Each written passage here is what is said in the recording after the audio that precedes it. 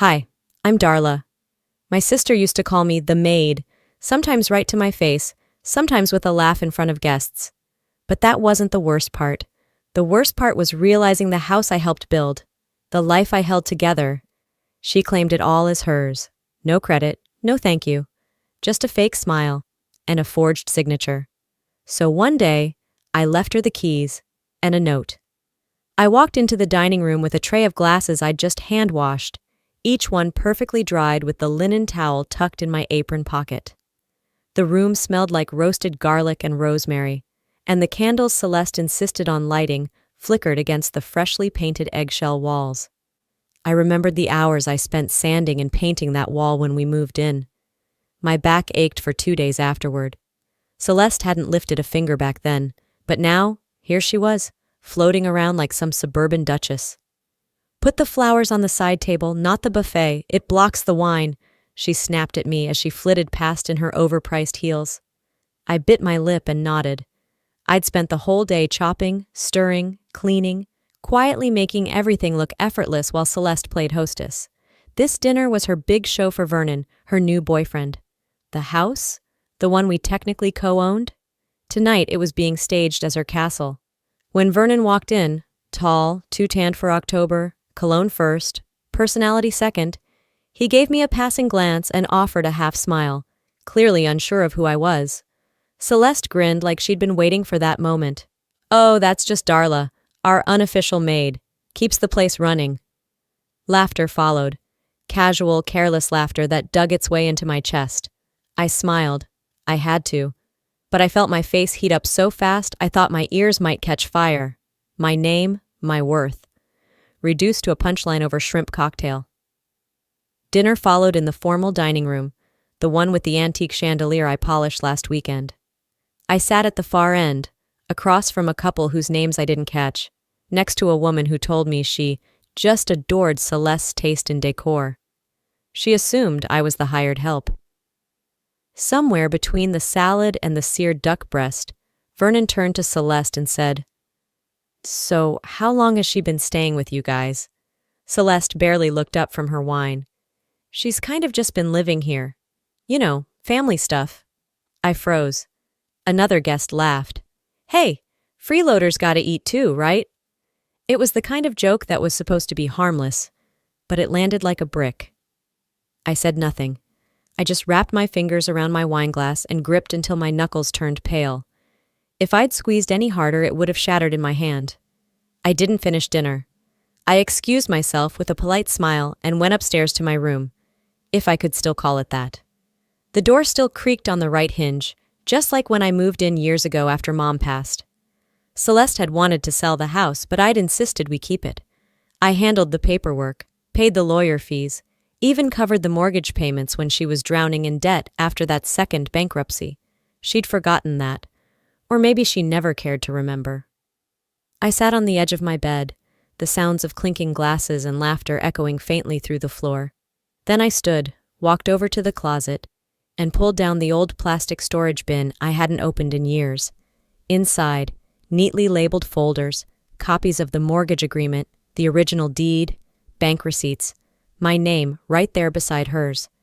I held up one of the wine glasses from the bin, part of a set I bought the year we moved in, the same style she used tonight, the same kind she mocked me over. My reflection stared back at me through the glass, tired but not broken. That was new. All this time I thought I was being patient, supportive, family. But tonight, something shifted. My heart didn't ache. It hardened. I wasn't going to cry about it. I was going to remember. She wanted to call me a maid? Fine. Let's see how well she does when the mortgage notices stop getting paid. By the following Tuesday, the silence between us had settled into something sharp and cold. We weren't fighting, not openly. That was never Celeste's way. She preferred little cuts that didn't bleed right away. So I stayed quiet too, but not passive. I watched, I noted, and then something new landed right on the kitchen counter, unwrapped like a gift she didn't even try to hide. I came downstairs that morning to grab my planner. The sun hit the counter just right, spotlighting a glossy magazine next to her empty coffee mug. Her lipstick left a faint mauve ring on the rim, and a faint trace of vanilla creamer lingered in the air. There she was, on the cover. My sister, beaming like she'd won a national award. The headline read, "Modern Maven: How Celeste Built Her Dream Home After Divorce." I froze mid-step, then slowly reached for the magazine, flipping through the pages with careful fingers. There it was again. Her face, our living room, even the kitchen behind her. Except, it was all hers now. According to the article, this place had been her fresh start, her post-divorce success story, her sanctuary. I wasn't mentioned, not once, not even a vague acknowledgement of shared ownership. She spoke like she'd built this house brick by brick with her bare hands. "I did it all on my own," she'd said in the interview. The journalist? Vernon's friend. I remembered him now. Ben. He'd been at dinner 2 months ago, sitting across from me, sipping Merlot, and never once asking who I was. Of course. I closed the magazine and set it down without a word. I didn't slam it. That would have given too much away. I walked through the house slowly, one room at a time. The living room. She'd replaced the old family photos with abstract art. The hallway. My college diploma, gone. The patio door. She'd moved the potted succulents I kept alive for years. And the garden I built from scratch with my bare hands, the one that had been my therapy during Mom's final months. The article credited it as Celeste's personal meditation space. I stood in the hallway a moment longer, letting the silence fill the gap between the person I thought I was in this house and the ghost she'd recast me as. "Hey," Vernon's voice pulled me from my thoughts. He strolled in wearing a navy polo and gym shorts, sipping from a protein shaker like this was some casual Sunday. "We're doing a photo shoot this weekend, for the follow-up spread. Hope you don't mind staying out of the shots. They want a clean aesthetic, you know?" I blinked once. That was all. "Sure," I said. "No problem." He didn't notice the way I didn't smile. He never did. Later that night, I sat at my desk and opened my old laptop. It still had the faded sticker from a tech conference I attended back when I was freelancing in finance consulting. A part of my life that no one in this house ever asked about. I logged into my old Google Drive. It took a second to remember the password, but then it opened, and there it was, a folder titled House Legal. Inside, a PDF copy of the deed dated 5 years ago, both our names side by side, equal owners. I double-checked the watermark, the notary stamp, the timestamp. Still valid, still binding. I printed a hard copy and slipped it into a red folder, then slid it to the back of the nightstand drawer, under some old birthday cards and a broken watch I hadn't gotten around to fixing. I didn't confront her, not yet. Celeste thrived on drama, on spectacle. She wanted reactions so she could play victim. I wasn't giving her that. Instead, I started a spreadsheet, labeled each folder, began marking dates, patterns, discrepancies. She thought she was writing the narrative alone. Let her, because I was about to take the pen back. I was updating the spreadsheet when my phone buzzed, just past midnight. I almost ignored it, thinking it was another promotional text or a spam call. But when I glanced at the screen, I froze. "Mila, thought you might want to see this. Sorry, I had no idea it was like this now." Attached was a screenshot, a group chat. Celeste's name lit up in neon blue at the top of one message bubble. "She's like an emotional sponge. I swear she just absorbs everyone's energy and gives back nothing. Still hanging around like dead weight we haven't figured out how to shake yet." There were laughing emojis underneath, thumbs ups, a few so true replies. I stared at it. Mila had been my lab partner junior year. We lost touch after graduation, like most people do. I hadn't seen her in over a decade. But somehow, she'd ended up in this group with Celeste, probably through Vernon's network. She hadn't sent another message. No follow-up, no apology, just the screenshot, like she was quietly sliding a knife across the table and telling me who had held it all along. I didn't reply. I didn't cry either. I just locked my screen and set the phone face down on my desk. The thing about betrayal is, it doesn't always shout. Sometimes it arrives on tiptoe, wrapped in quiet confirmation of what you were too tired to admit. The next morning, I needed to breathe somewhere that wasn't painted with her fingerprints. So I walked down to a coffee shop on Peachtree, a little brick place tucked between a vintage bookstore and a nail salon. I used to go there back when life had more curiosity than survival in it. I stood in line, trying to decide between a chai or a plain black coffee, when I heard someone say my name. Darla? I turned and saw Caleb. Caleb. It had been 8, 9 years? He looked older. Fuller beard, a little gray at the temples. He was still handsome in that quiet, introspective way. Still had that half smile that made you think he was about to apologize for something, even when he hadn't done anything wrong. Wow, I said, stunned. You still come here? He nodded. Now and then. I teach a night class down the block. Good to see you, I added, genuinely meaning it. He was a soft spot I'd packed away neatly with no hard feelings. We talked for maybe 30 seconds, how he was doing, how I was still around the neighborhood, when the air shifted. Celeste's voice, loud, sharp, sweetened with artificial charm. Well, look who finally left the house, she called out, breezing in like a gust of perfume and disdain. She didn't wait to be invited into the moment. She simply took it. Oh, Caleb, don't you love surprises? She chirped. She used to cry about you for months, you know. Like, full-on ugly sobs. I think we burned through half a tissue box a week. I heard laughter from behind her, probably Vernon, lingering at the entrance. The room went still. Caleb's smile faltered. I didn't respond. Not a word. I picked up my coffee when it came, offered Caleb a silent nod, and walked out the front door without looking back. I took the long way home, cut through Piedmont Park, let the air wash over me. I didn't need to defend myself to a memory, or let her rewrite yet another piece of my story. Back home, I went straight to my room and pulled out my journal. Not the polished one I used for lists and receipts, but the beat-up leather-bound one I hadn't touched since Mom died. I sat down, pen in hand, and instead of writing what hurt, I started a list. Birthday dinner, 2018, Celeste. Accidentally posted a photo of me mid-blink in the group chat, captioned, If Despair Had a Face. Thanksgiving, 2019. Told everyone I was between jobs while I was actively consulting 3 clients. Baby shower, 2021. Laughed in front of our cousins when I mentioned freezing my eggs. Called me Miss Independent without the plan. I filled half a page before stopping. Then I drew a line across the bottom. Underneath it I wrote, She counts on me staying quiet. I capped the pen, closed the book. There was no flare of rage, no pounding heart. Just a steadiness in my hands I hadn't felt in a long while. A kind of readiness. Not for war, but for reclamation. Let her talk. Let her joke. I was done giving her the stage. The next morning started like any other, until it didn't.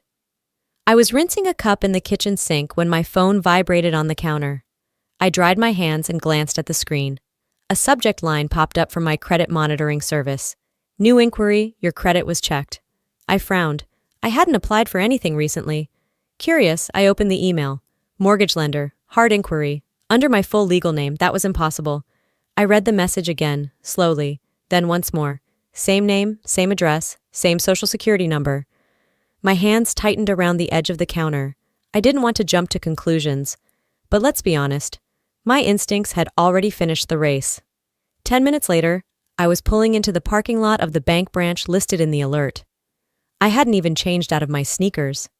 I just grabbed my purse, phone, and keys and drove. Inside, the air conditioning blasted down like an interrogation lamp. I approached the front desk calmly, smiled, and asked to speak with someone regarding a recent mortgage inquiry tied to my name. The woman behind the desk, polite but distracted, typed a few things, asked me to wait, and then waved me toward a desk near the window. A bank manager introduced himself, Mr. Ramsey, and motioned for me to sit. He had that well-trained customer service expression, friendly but guarded, always anticipating conflict. How can I help today? He asked. There was an inquiry on my credit, I said, placing my ID on the table. I didn't initiate it. I'd like to see the documentation.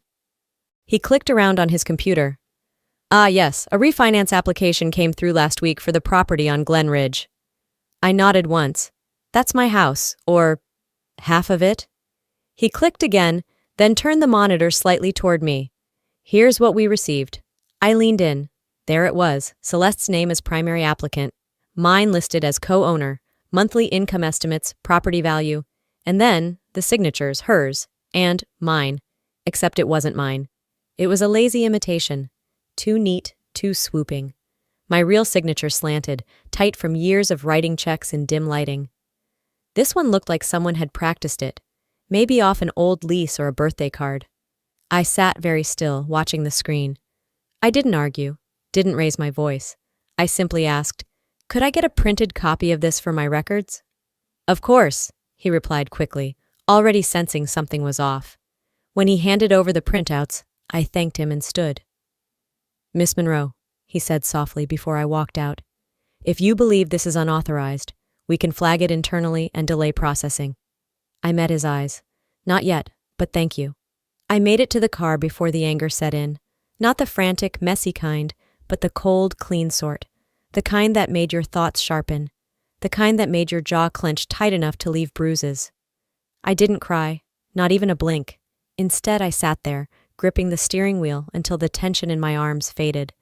Then I drove home. When I got back, I went straight to my room, opened the nightstand drawer, and added the new documents to the red folder, tucking them behind the deed and the saved receipts. I found a sticky note and scribbled, "Deed, bank record, witness." That evening, I logged into our joint utilities account and took screenshots of every payment I'd made over the last 5 years. Rent, maintenance, repairs. Her name was never on a single receipt, not once. She'd used my name to secure a better interest rate, used my signature to lock in equity, and now she was pretending I didn't even exist on paper. I wasn't a co-owner in her world. I was a shadow. I pinned the checklist to my bulletin board, then sat back and stared at it. Around 9, there was a soft knock at my bedroom door. "Hey!" Celeste's voice floated through, sugary and casual. "Just wanted to see if you're up for watching that show tonight. Vernon fell asleep early." I didn't move, didn't say a word. A pause, then footsteps retreating down the hallway.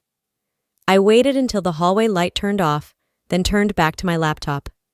I opened a new spreadsheet. Labeled it, Narrative Control, Day 1. The day of the dinner started like any other, only quieter. There was a tension in the air, like a string pulled taut. I woke up earlier than usual, not because I was excited, but because I needed space from the performance I knew was coming. Celeste was already in the kitchen, pretending to be flustered with timing. "Darla, could you handle the table settings? And maybe whip up your famous vinaigrette? You know how Aunt Noreen loves it." I nodded, but said nothing. I moved around the kitchen like I was just another part of the house. Useful, silent, expected. She barely looked at me as she gave out instructions like it was her own production. While she buzzed around adjusting platters and flapping about fresh-cut hydrangeas like they were royalty, I made sure everything looked effortless.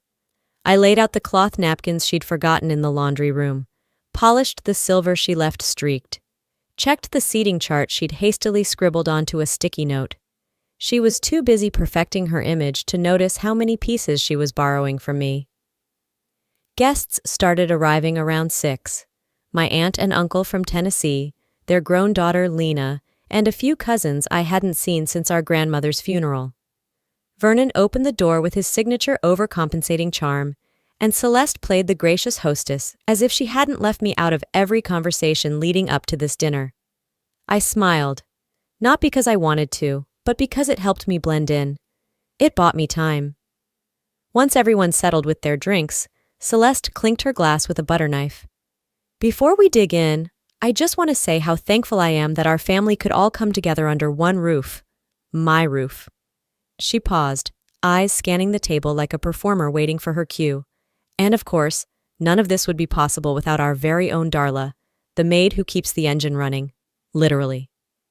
Laughter spilled out around me, the kind that people give when they don't know whether to laugh or cringe. Vernon chuckled into his glass. My cousin Lena looked down at her plate. Aunt Noreen blinked, uncomfortable, her wine glass hovering midair. I sat perfectly still, my fork balanced delicately against the rim of my plate. No smile, no rebuttal, just silence. Celeste moved on quickly, but the moment left a bitter aftertaste that clung like smoke. I excused myself not long after dessert was served and slipped upstairs. Later that night, Once the last car had pulled away and the hallway light flicked off, I opened Instagram. My eyes landed on Celeste's latest reel, already racking up comments and likes. A soft piano melody played under a montage of the evening, sparkling wine, floral arrangements, wide-angle shots of the dining room I decorated. A voiceover purred, "When you build something all on your own, every corner tells your story." I paused the video. There I was, in the background of a single shot, pouring dressing into a serving dish. A blur, a prop. No mention, no credit. Caption: "Built it from the ground up, no shortcuts, just vision." I didn't cry, I didn't rage. I simply stared at the screen until my reflection in the dark glass told me it was time to stop being a footnote. I reached for my journal, turned to a clean page and wrote, "One more time, and I make it public." Then I opened my email and began drafting a clean timeline. I attached copies of receipts, screenshots, dates of mortgage payments, photos of documents. Everything went into a new folder named Leverage. Before shutting down my laptop, I opened Celeste's reel one last time. I didn't play it again. I just read the comments. "So inspiring, Celeste. You're the definition of self-made. She really did it all on her own." I whispered to myself, "Not for long." The following morning, as I sipped lukewarm coffee from a chipped mug, a new alert pinged on my phone. Another inquiry had been made to a mortgage lender. My name was attached again, only this time the lender was different. I stared at the email. I hadn't submitted anything. No conversations, no consent. Just a new inquiry, same house, same tactic. I forwarded the message to myself, printed the PDF attachment, and laid it on the dining table. I circled my name in red and wrote a word in capital letters across the top: fraud. This wasn't a slip-up.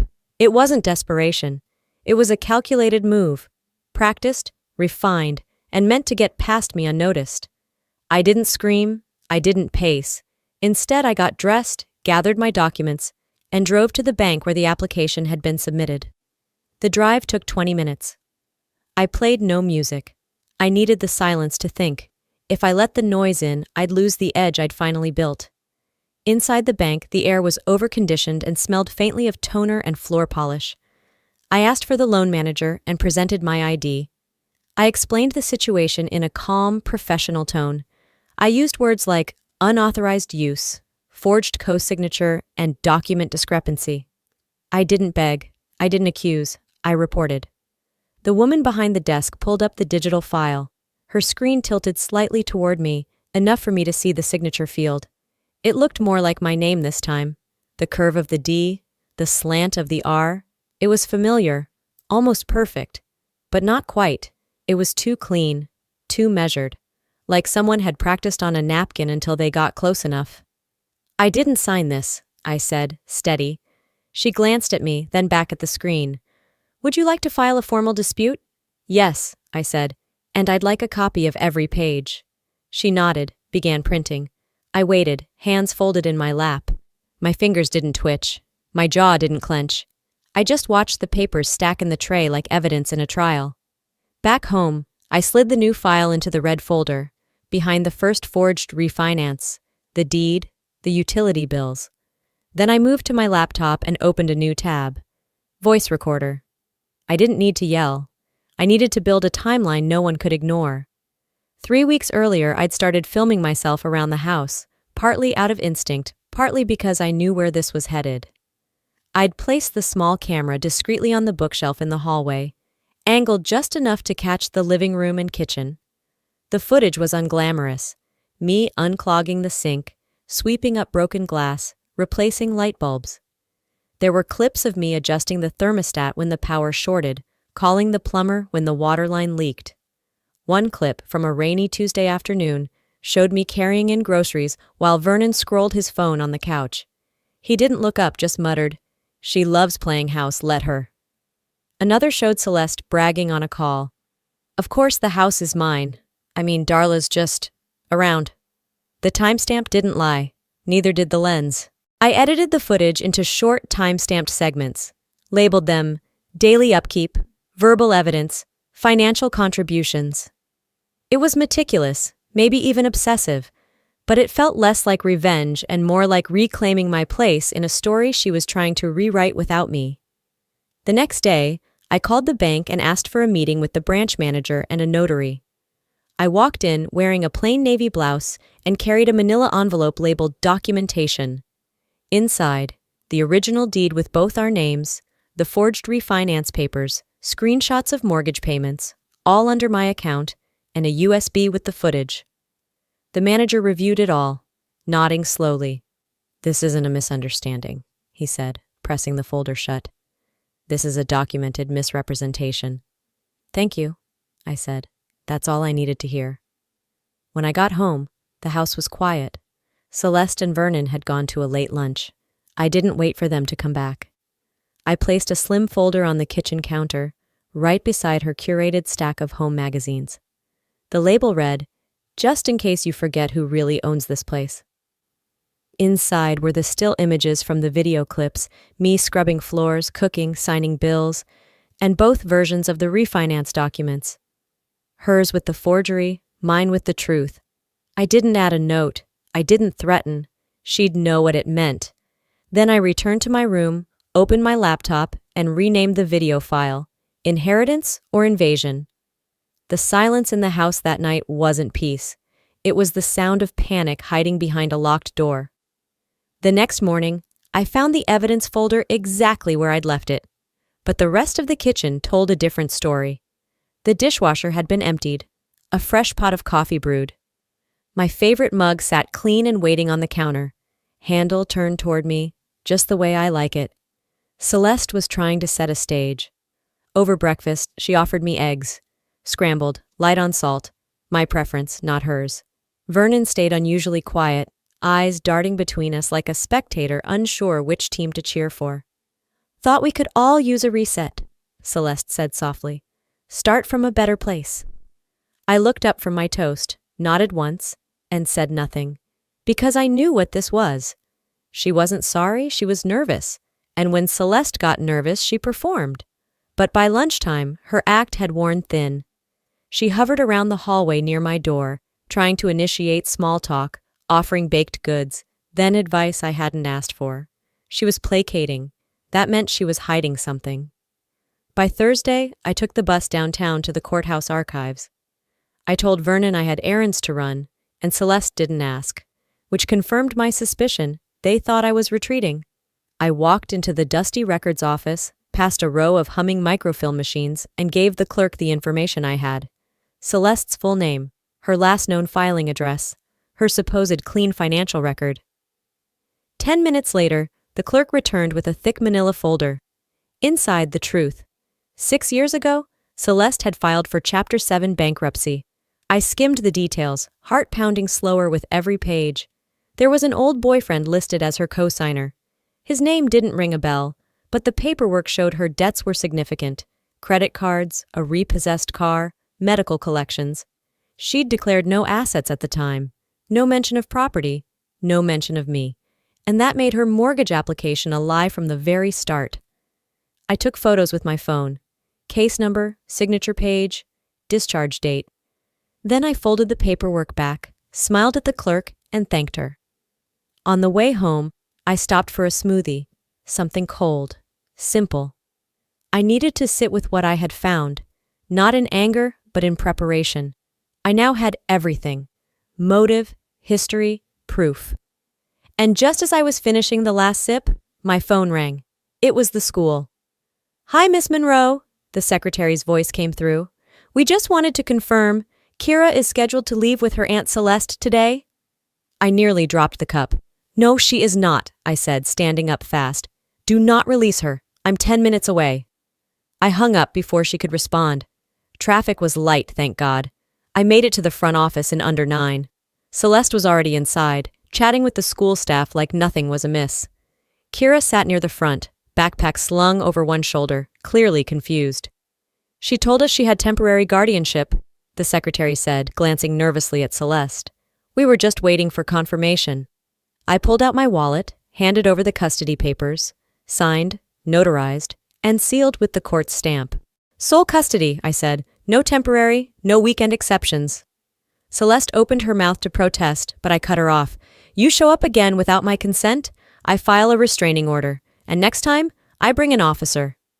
The room went silent. Celeste smiled thinly, all charm gone from her voice. It was just a miscommunication. Relax, Darla. I turned to the secretary. We're done here. That night, after dinner with Kira and a long, calming bedtime routine, I sat down at my desk. I emailed my attorney the bankruptcy report, attached the refinance forms, side by side, labeled each attachment clearly. There would be no confusion. Then I copied the school's call log and wrote a brief note. Attempted unauthorized pickup. Consider protective filing options. At nearly midnight, Vernon knocked on my door. He didn't wait for an invitation, just stepped inside, arms crossed like he was bracing for fallout. I didn't know she was doing that, he said. With Kira. That wasn't my idea. No one said it was, I replied evenly. But you're still here, which tells me all I need to know. Darla, she's not thinking clearly. She hasn't been for years, I said. You're welcome to keep enabling her. Just know, I'm not part of that anymore. He lingered another beat, then left without another word. I didn't cry. I didn't rage. I uploaded every file into a cloud folder and changed the access to read-only. My attorney would have full access by morning. And Celeste? She started packing. Not everything. Just a suitcase, some folders, one of her makeup bags. I knew that look. She wasn't leaving. She was recalibrating. But this time I wasn't waiting around to be her collateral damage. 2 days passed without a single slam of a door or snide remark. That alone told me something was brewing. Celeste walked through the house like a guest, overly polite, mildly cheerful, eyes constantly checking me, as if trying to measure how much I knew, how far I might go.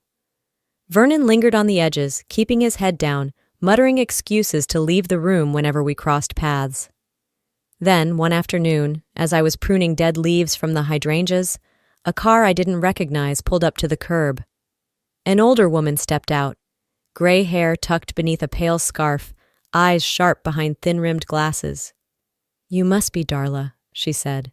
I nodded, brushing soil from my palms. I was a friend of your mother's, she added softly.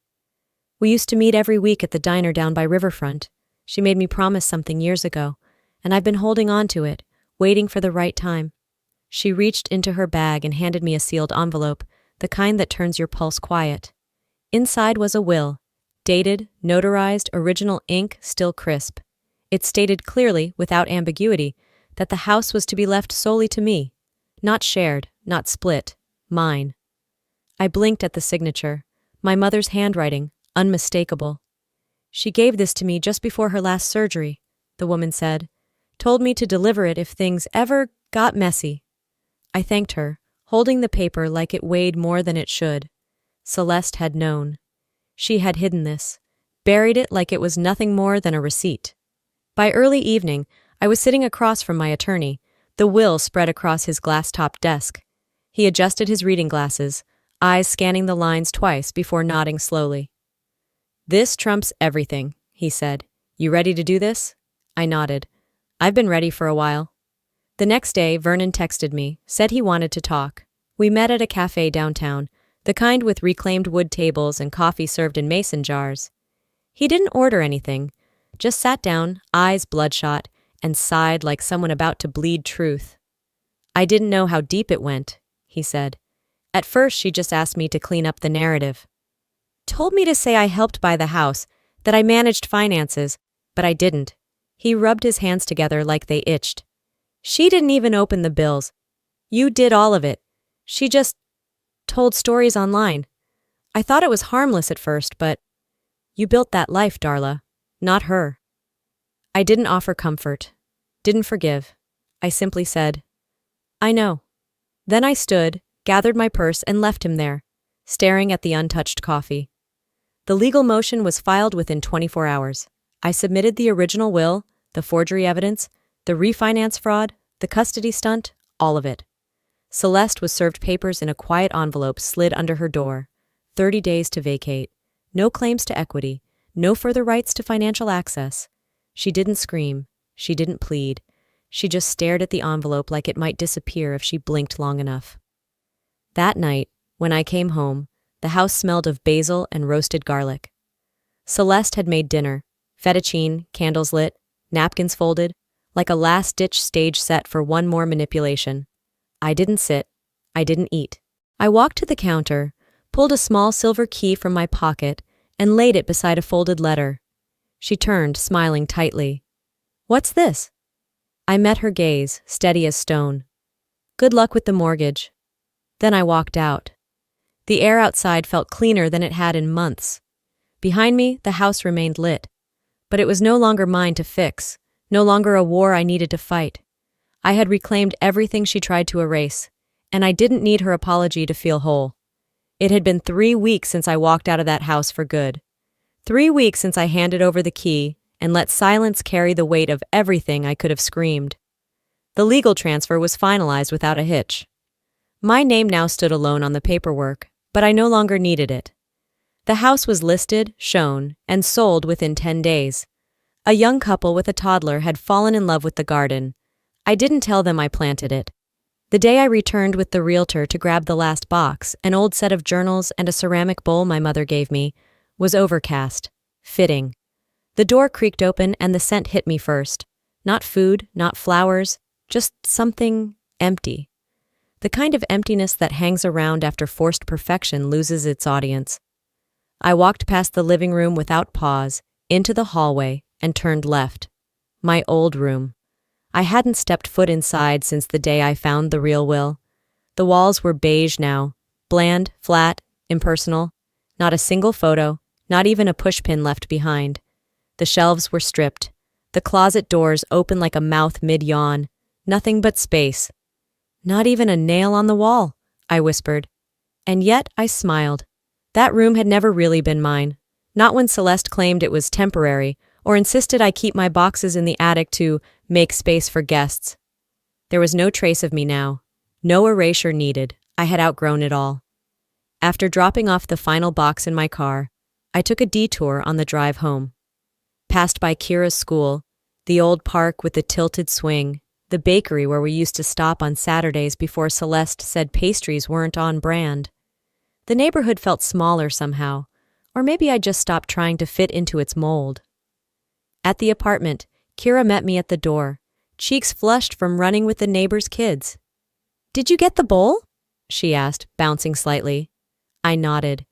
"And the blue journal, too." She grinned. "Can we hang the wind chimes now?" We stepped out to our tiny balcony, just big enough for 2 folding chairs and a tomato plant. She held the chimes while I found a hook along the railing. As the bells tinkled in the breeze, Kira looked up at me. "Mom? Are we happier now?" I turned to her, brushing a strand of hair behind her ear. "We're freer now." She seemed satisfied with that, resting her chin on the balcony rail to watch the chimes dance. Later that week, while picking up takeout, I noticed the bookstore on East Monroe had its windows papered with a sign, "Next chapter coming soon." They were repainting the trim a soft sea glass green. The door stood open, and I peeked inside to see ladders, fresh shelves, and someone unpacking boxes of novels. I stood there for a moment longer than necessary, the scent of fresh paint and new beginnings floating toward me. On the walk home, the air felt different, cooler, easier. Not because everything was perfect. It wasn't. Celeste's name still hovered in hushed conversations. At the school drop-off line, one mom avoided my eyes. Another offered a tight smile that said more than words. I didn't return the looks, didn't correct the whispers. Let the silence speak for me. Back at the apartment, I poured a cup of tea, pulled my journal from the shelf, and sat beside the window.